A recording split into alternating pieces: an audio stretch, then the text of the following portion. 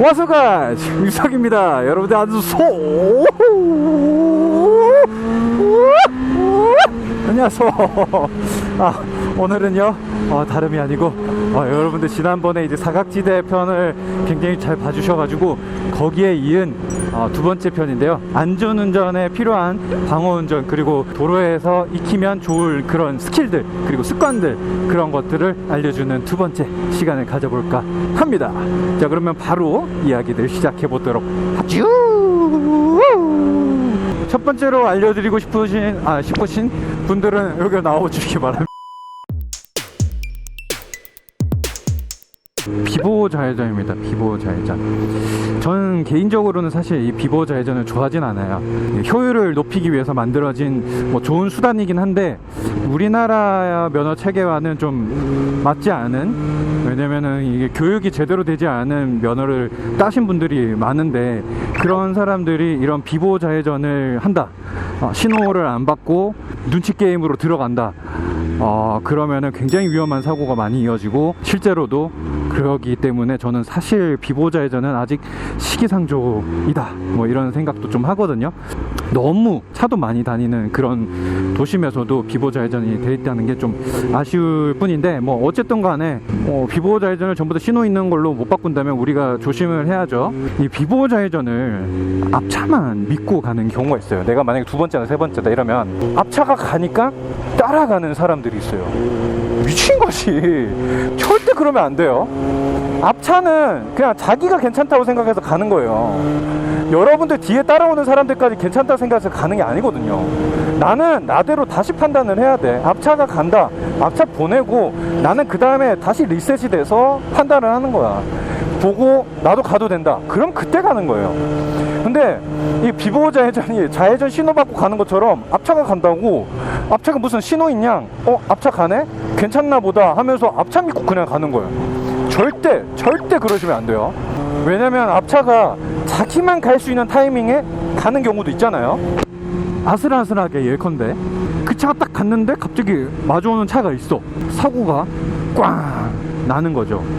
그래서 이 비보호 좌회전을 앞차만 믿고 따라가는 경우가 정말 많은데, 절대 그러시면 안 되고, 자기가 다시 판단해서 갈 수 있으면 그때 가는 거예요. 그래서 비보호 좌회전은 정말 보호를 받지 못하는 좌회전이기 때문에 여러분들이 앞차를 믿지 말고 그 다음에 상황을 다시 봐서 그때 오케이다, 내가 갈 수 있다 하면은 그때 가는 겁니다. 비보호 좌회전은 정말 위험한 교통체계라고 생각합니다.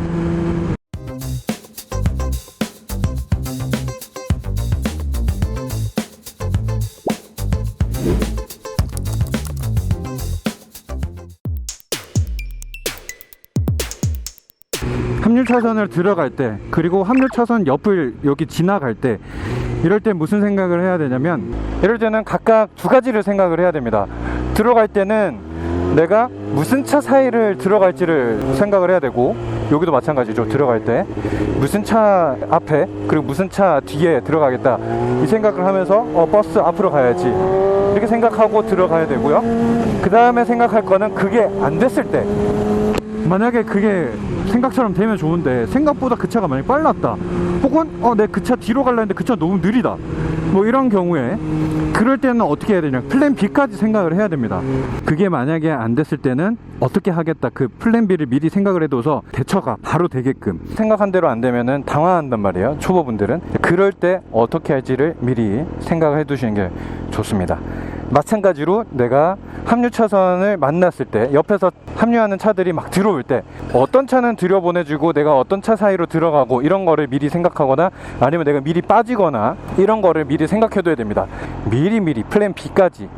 이 차 들어오네, 이 차 내가 뒤로 가야 되나, 내가 먼저 가야 되나, 어떡하지, 보내줘야 되나, 내가 끼워줘야 되나, 어떻게 이러면은 이제 겹치게 되고, 그 차도 뭐야, 들어올 것처럼 해주더니 갑자기 서고, 뭐야, 안 들어볼, 꼬이면 그게 이제 사고로 이어지는 거거든요.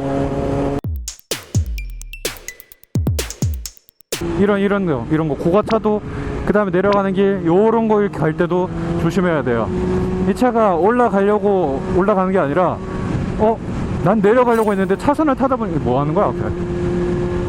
그러면 고가차도로 안 가려 했던 차가 갑자기 옆으로 빠지려고 휙 가거나, 아니면 반대로 고가차도 올라가려 했는데 이게 고가차도 올라가는 차선이 아니네 하면서 갑자기 휙 들어오는 경우가 있는 거죠.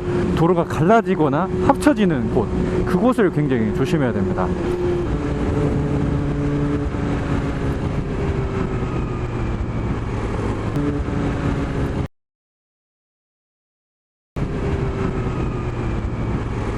그쵸? 갈라지니까 갑자기 들어오죠. 원래 내려갈라 했는데 갈라지는 줄 몰랐던 거야. 도로에 다니는 차와 다른 속도로 다니고 있는 차들을 조심해야 됩니다. 지금 이 정도 속도로 달리고 있는데 어떤 차 하나는 되게 느리게 간다 이거죠. 여기 막 40km로 다들 가고 있는데 혼자 막 20km로 가고 있다. 그럼 그 차는 뭔가 있는 거예요. 딴짓을 한다든지 아니면은 다른 고민을 하면서 가고 있는 차예요. 설까? 이쪽 맞나? 이쪽 길이 맞나? 일로 가야 되나? 들로 가야 되나? 정상적인 주행은 아닌 거죠. 그 차가 어떻게 될지 몰라요. 갑자기 설 수도 있고 갑자기 차선 변경할 수도 있고. 이 도로도 사실 이 단체 생활인데, 이 단체 생활에서 뭔가 혼자 단독 행동을 하고 있다, 그건 뭔가 있는 거죠. 그런 바이크나 차를 어떤 짓을 해도 이상하지 않기 때문에 역시 어김없이 그런 차들은 조심해서 봐야 한다. 우리가 지금 저기 안에 들어가 있는 사람, 저기서 운전하는 사람, 그리고 내가 여기서 어떤 표정, 어디를 바라보고 하고 있는 운전 모두 알 수가 없잖아요. 저기 앞에 K5가 어디 쳐다보고 있는지 아시는 분 손 들어보소 하면 아무도 들 수 없듯이 지금 이것처럼 이렇게 왼쪽 가다가 오른쪽으로 가고 막 이런 거 있잖아요. 그러다 보니까 앞에 차가, 옆에 차가, 뒤에 차가 어떻게 움직이는지를 몰라요. 어떤 생각을 가지고. 그러다 보니 누가 이렇게 들어온다 하면은 내가 비켜줄 수 없을 것 같다, 혹은 지금 만약에 들어오면 위험할 것 같다 하면은 이러면 안 되는데 이러지 마시고 경적을 울리세요. 빵. 들어오면 안 돼요. 안 돼요. 나 있어요. 여기 아니에요. 이러면서 알려주는 거죠. 계속해서 이런 의사표현을 해야 되는데, 이런 의사표현을 좀, 경적은 정말 화를 낼 때만 사용한다는 생각을 가지고 계신 분이 있기 때문에 이 경적을 사용하는 거에 대해서 굉장히 부정적으로 생각하시는 분이 있어요. 근데 이걸 잘 사용하면은 여러분들 안전에 더 좋은 역할을 할 수 있는 거거든요. 그렇다 보니 이런 경적은 그렇게 사용하라고 만들어진 거기 때문에, 만약에 이 차가 여기 들어올 것 같다, 근데 내가 먼저 지나갈 것 같아, 그러면은 빵! 나 먼저 가요! 이러면서 알려주는 거죠. 만약에 그걸 사용을 안 하고 오 하다가 박으면은 그땐 경적이 무슨 소용이 있겠습니까? 그죠? 그래서 여러분들 의사표현을 적극적으로 하라. 뭐 라이트가 돼도 좋고, 아니면은 이렇게 경적을 울려도 좋고, 어쨌든 간에 상대방에게 나의 의사를 전달할 수 있는 부분이 있으면 그런 식으로 또 전달을 할 수 있는 거죠. 비켜줬을 때, 딱 끼워줬을 때 고맙다는 의미로 비상등을 켜는 것도 그런 하나의 의사표현이잖아요. 서로 얼굴을 맞대고 알 수가 없으니 그렇게라도 비상등으로 고맙다는 표시해주고 뭐 그런 거잖아요. 그런 것처럼 반대로 이런 안전운전에서도 필요한 부분이 있으면 경적이나 이런 것들을 적극적으로 활용을 해서 사용을 하시라는 것을 말씀드리고 싶습니다. 그리고 저렇게 버스가 있잖아요. 제가 왼쪽을 달리거나 버스가 오른쪽에 있을 때 뭐 오른쪽으로 가로질러서 저 안쪽으로 들어가서 추월을 한다든지, 아니면은 반대로 왼쪽으로 추월을 해서 간다든지, 그런 식으로 만약에 가려고 하면은 확인을 하고, 정말 확인을 하고 추월을 하시는 거를 추천드립니다. 왜냐면 그 뒤에 버스에 가려져 있는 곳에 뭐가 있을지 몰라요. 오른쪽으로 만약에 추월을 한다고 하면은 가차선에 주차되어 있는 차가 있을 수 있고요. 불법 주차되는 차든, 반대로 내가 왼쪽으로 추월을 할 때 1차선, 2차선이 막혀 있을 수도 있고 느리게 가는 차가 있을 수도 있고, 그러다 보니까 이 버스가 빠르게 간다고, 나랑 비슷한 속도로 간다고 그 옆 차선까지 같은 속도로 간다고 생각을 하면 절대 안 됩니다. 그거는 보기 전까지 어떻게 돼 있을지 전혀 몰라요. 추월을 할 때 이렇게 넘어 추월을 할 때, 혹은 내가 이쪽으로 이렇게 치우쳐서 가다가 앞에 버스가 있는데 오른쪽으로 추월을 하려고 싹 갔다, 근데 여기 갑자기 주차되어 있는 차가 있어. 그러면은 어떡할 거야? 그때 돼가지고 브레이크 빡 잡을 거야? 이게 바이크가 익숙한 사람이면 그래도 뭐 대처를 하면서 다시 뭐 틀어서 들어온다든지 뭐 이런 게 가능하지만, 그게 안 되면 어떡할 거야? 그러니까 그럴 때는 확실하게 딱 가서 없는 거 확인하고 추월을 한다든지 원활한 흐름이 가능하다는 걸 알고 그때 추월해서 가는 걸로 추천드립니다. 정말 이거 중요해요. 확인하고 갈 것 꼭. 멀리서 저기가 이제 빨간색 적신호로 차가 멈춰져 있는데 내가 딱 가는 타이밍에 파란불로 막혔을 때 오케이 시도 체크 하면서 가지 마세요. 이거는 어떤 위험성인지 아시는 분들은 아시겠지만 이게 서 있는데 신호가 바뀌었지만 바로 출발하지 못하는 경우가 있을 수 있어요. 뭐 보행자가 덜 건넜거나 내가 지나가면 안 되는 상황이 있을 수 있단 말이죠. 그런 상황에서 내가 딱 지나가는데 보행자와 만나게 되면은 이제 하면서 바로 꽝 사고로 이어지게 되는 겁니다. 그렇기 때문에 뒤에서 오다가 신호 딱 바뀌었다고 해서 오케이 이렇게 가는 게 아니라 좀 속도 줄이면서 이 차랑 멈춰있는 차랑 속도를 맞춰가면서 같이 출발하는 게 좋습니다. 그렇기 때문에 이 멈춰있는 차가 출발을 하고 속도가 붙으면 그러면 지나가도 괜찮구나 하면서 지나가는 게 제일 베스트고, 아니면은 내가 그쪽으로 가서 확인을 하고 가도 문제 없다는 걸 눈으로 보고 판단을 되면은 그 다음에 다시 스로틀을 감으세요. 그 전까지는 스로틀을 닫고 브레이크를 준비를 하면서 서서히 확인 뭐 그런 판단을 계속 확인하면서 지나가는 습관이 중요합니다. 그래서 신호를 땡 바뀌었다고 바로 오케이 하면서 가지 마시기를. 스로틀을 가다가 닫고 확인 가도 되네 그 다음에 쭉 멈춰있던 차들이 서서히 출발할 거 아니에요. 그 차의 속도가 좀 맞춰져서 다시 쭉, 이게 베스트입니다. 이런 차들 살짝 차선을 오른쪽 빨면서 가죠. 이런 차들은 오른쪽으로 가고 싶은 마음이 있는 거야. 언제라도 각이 보이면 오른쪽으로 갈까 말까 이렇게 각지고 있는 차들, 이런 차들도 사실 조심해야 됩니다. 이 차가 여차하면 오른쪽으로 간다고 속도를 줄이거나 움직일 수 있구나 라는 거를 좀 염두에 두면서 가는 거죠. 제가 볼 때 오른쪽 고가차도 올라가는 차이긴 해요. 봐봐 들어가잖아. 여김없이 들어가거든요. 여김없이. 나도 들어가야 되네. 왼쪽에 치우쳐져 있거나 오른쪽에 치우쳐져 있거나 한쪽으로 치우쳐져 있으면은 그쪽으로 왠지 갈지도 모른다 라는 걸 생각하면서 얼마나 좁혀지는지를 차에서 바퀴를 보는 거예요. 이 차의 바퀴를 보면서 오른쪽으로 가네 아니네 다시 돌아가네 그런 거 계속 보면서 계속 가는 겁니다. 그래야 그 차의 예상 경로를 예상할 수 있는 거예요. 뭔 말이야. 이 차도 봐. 굳이 3차선으로 가도 되는데 깜빡이 안 놓고 들어오죠. 합류차선이니까. 야하, 왜 이렇게 조심해야 될 차가 많아? 이렇게 하겠지만 조심해야 될 차가 많습니다. 그러니까 도로에 조심해야 될 게 많은 거죠.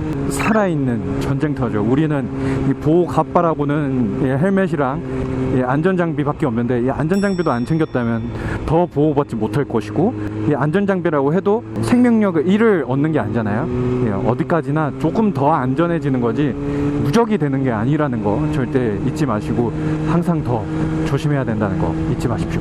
오케이?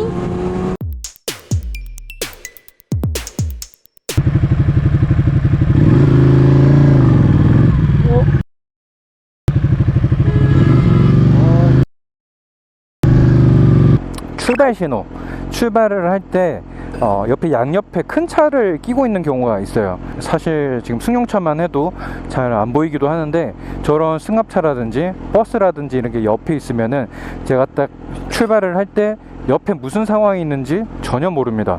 어떻게 될지 몰라요. 앞에 뭐가 있을지 모르고 딱 출발 신호를 받았을 때 같이 출발을 하거나 아니면 출발하고 나서 그 다음에 출발하거나 천천히 출발하면서 확인을 하면서 내가 언제든지 설 수 있는 상황을 만들면서 가거나 그렇게 하셔야 돼요. 안 그러면은 이게 보이지 않는 시야에서 어떤 일이 자신에게 닥칠지 모르거든요. 그래서 좋은 방법 중에 하나는 그 차를 방패 삼아서 옆에 보내고 살살살살 옆을 따라간다든지, 아니면은 먼저 지나갈 일이 있으면은 이렇게 주시를 하면서 이렇게 고개를 내밀어서 살펴보고 그 다음에 자기가 없다, 없는 거 확인했어, 이런 상황이 되면 그때 그때 먼저 가더라도 그렇게 확인을 하고 가는 거를 추천을 드립니다. 봄봄봄봄 봄이 왔어요. 봄봄봄봄봄봄봄봄. 안녕하세요. 안녕하세요. 반갑습니다. 고맙습니다. 뭐라도 줄 거 없나? 키링이라도 하나 빼놓자. BMW니까 BMW 추천을 빼놓고 직접 배달 간다. 이거 드릴게요. 키링. 감사합니다. 예. 잘 보고 있습니다. 아, 감사합니다. 예. 직접 배달했습니다. 현장 배달, 현장 전달.